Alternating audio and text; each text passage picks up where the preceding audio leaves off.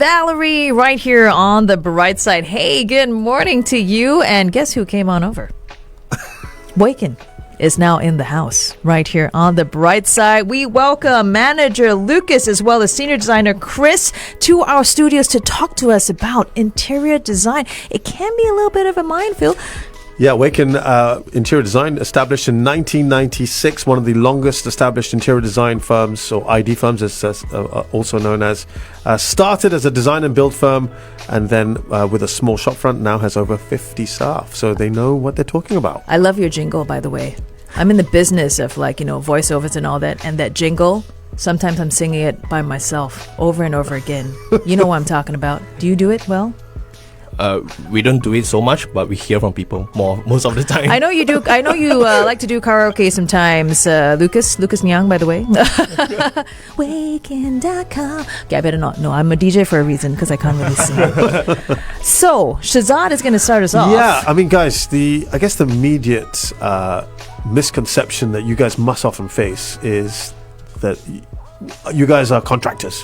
There's a distinction, isn't there? Why don't you clear that up for us?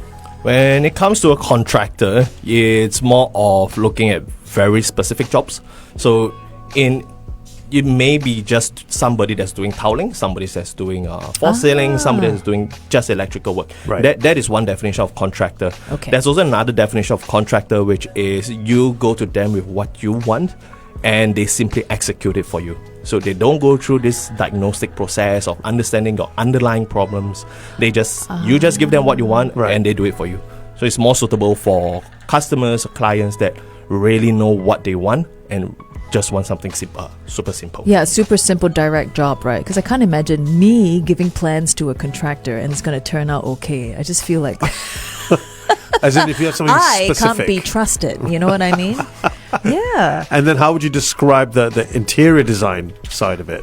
The distinction. For interior designers, the responsibility is not just to hear what you have to say, but also to really dig out the underlying reasons. So more often than not, a lot of customers, they go to interior designers showing and telling how they want it to be executed.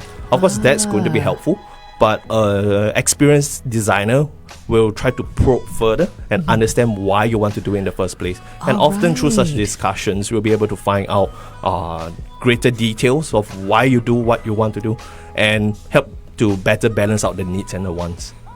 You know, I think when you brought up the point about experience, that is a key thing, especially, when it comes to selecting the right ID company, which brings us to our next question. When someone decides that they need an interior designer or an ID, how do they go about selecting the right ID company for them? I think firstly is, as much as possible, try to find a Case Trust certified company.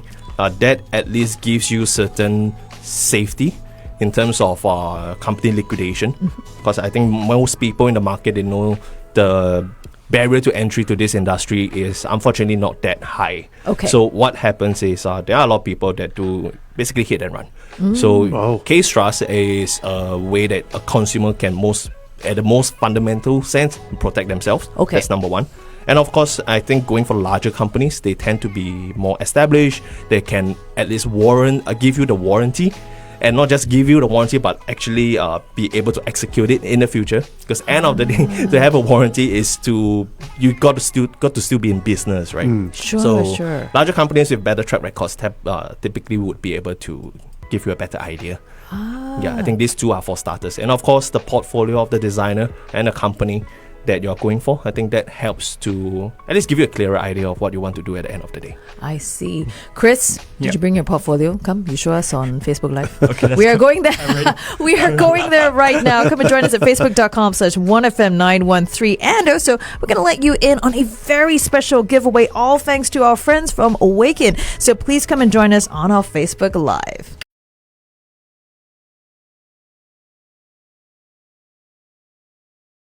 Hey everyone! Hello. Get load of these two strapping gentlemen in our studio. Shazad also the third one? By the side. Afterthought.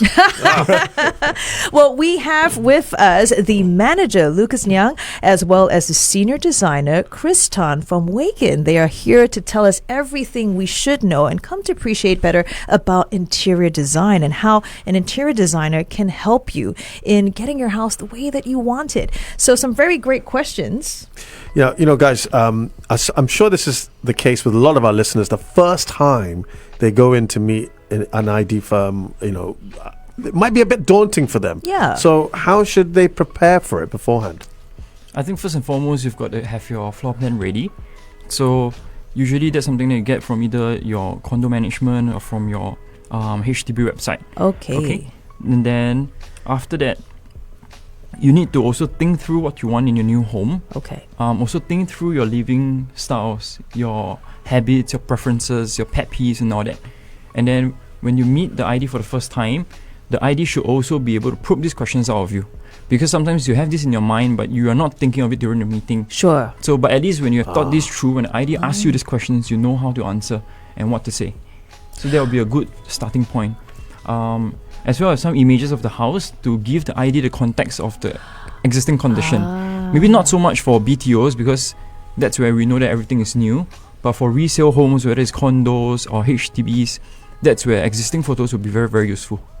I guess if people find it difficult, because I also found it difficult about what I wanted for, say, even a room to articulate it, would the ID be able to help me along in my journey? What do you mean by... Like, say, maybe I'm not really sure of the style that I'm looking for. I don't even know what it's called. Some people call it, minimalistic. Some people call it scan. I don't know. Sometimes they say, it's actually a mix of both. So which one do you want? I'm like, I don't know. So would an ID be able to coach people on that? It's good to come to the table with all of this, decisions being made so it's more focused. But if they don't know, would an ID be able to help with that? I think what the customers and the owners can do is that they can prepare reference images of what they like. Yeah, but for what me and my team do is that we have this thing called a Pinterest mood board of the different interior design styles. So we get that some customers, they don't know what styles they like. They just know that, I like this thing, I like that, but they don't exactly know what style is that. Sure. So with the Pinterest mood board, we have almost all of the different interior design styles that they can browse through. And from there they can tell us, actually I like this. And then we will know that, this is Japandi, that it's modern luxury, etc. Mono luxury. Wow, sounds like Lavi, yeah. So it sounds like, I'm trying to be luxurious on my own. Yes. Here's the thing, because a lot of people, it's a common, viewpoint. Some people say like, hey, shouldn't my ID be proposing things to me, right? Why should I be, coming there, telling him exactly what I want? I think it's important to have clear communication because in terms of proposing, there's so much to propose from. Okay. So it's going to be a waste of time if you don't come in with at least some preparation. So having images to understand what you want will be helpful for the IDs to sort of diagnose what you want. At the same time, it saves you time, right? Because otherwise, to go through everything to really find out, this is exactly what you want, is probably going to take you 5 meetings before I can do the actual floor plan proposal and all that. I mean, I'm sure you must have clients who are maybe indecisive or don't quite know, or maybe have a broad concept. And I think is that where the mood? Am I calling it right? Is that the mood board that you were talking about? Does that help narrow it down then? For sure.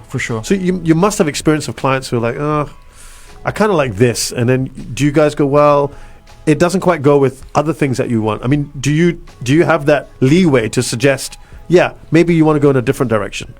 I think so far what we've experienced is that although there might be pictures with different styles, but you find an overlap.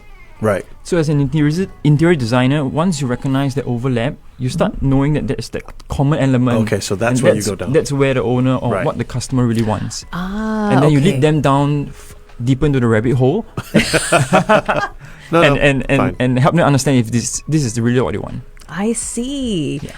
Now, I have got some questions. We spoke earlier about timelines. What happens, right, if this whole thing goes beyond the deadline?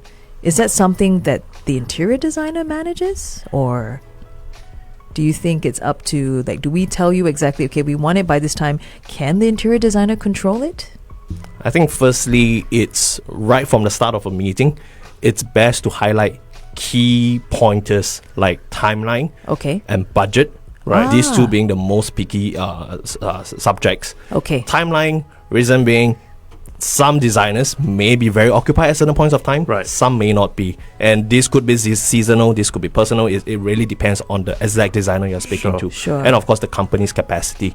So, for instance, if you are coming in at the peak period, which is most typically the year end, because everybody wants to move in before Christmas, before Chinese New Year, to do all the hostings, right? It's classic problem that we encounter across the industry.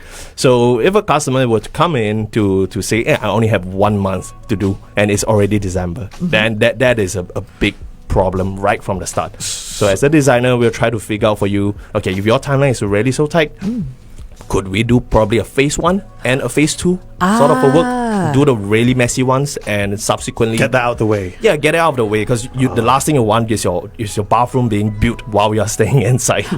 But if you're to install one or two cabinets while you're inside the house, generally that should be rather feasible.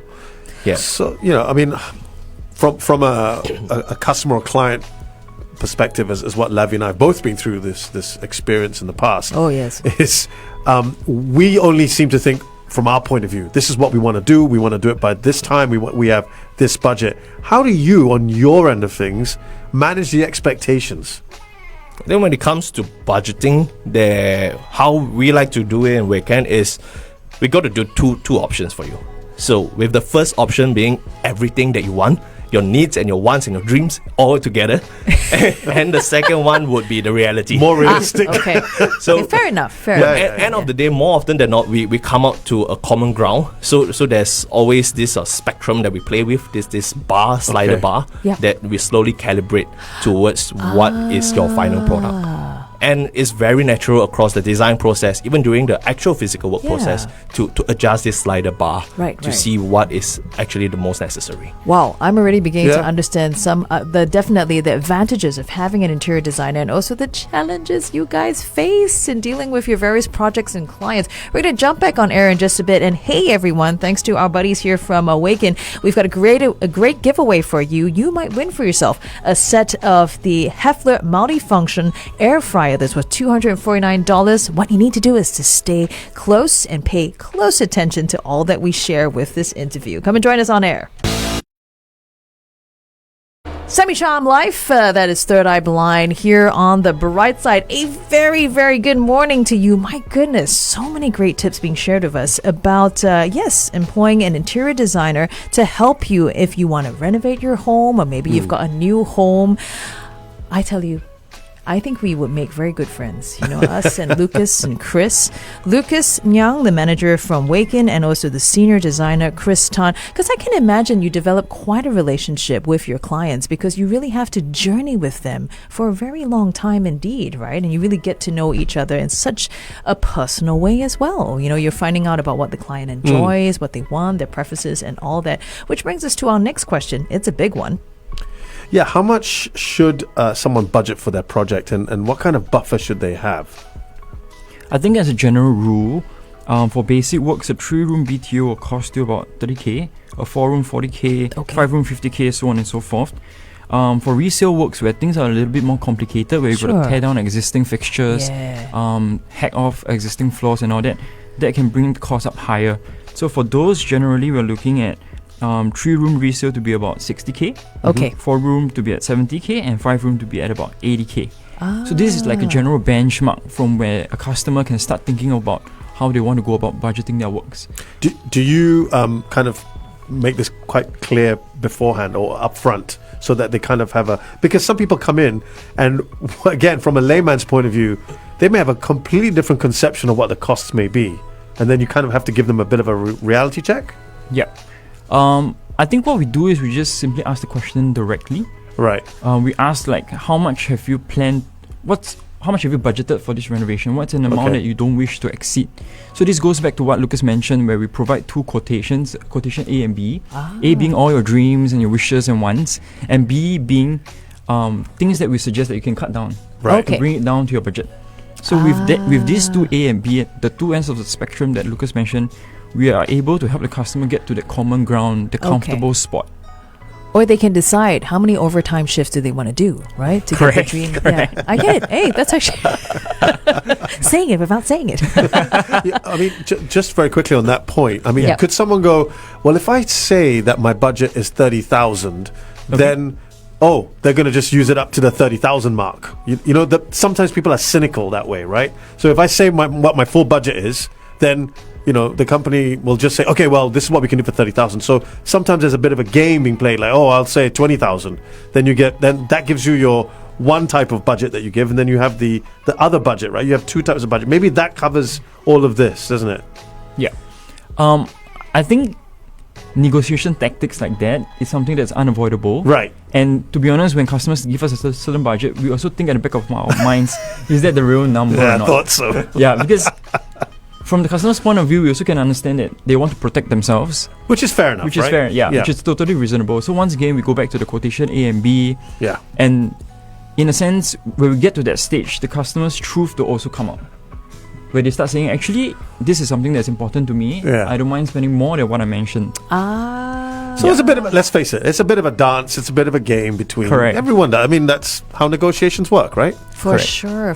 But I think, when you start with the right and a very experienced interior designing company like Weiken, I think you're in very good hands. Correct. Lucas and Chris, thank you so much for joining us here in the studio. Oh my gosh, there's so much more we wish we could share about interior design. Maybe we got to get you guys back here in the studio down the road.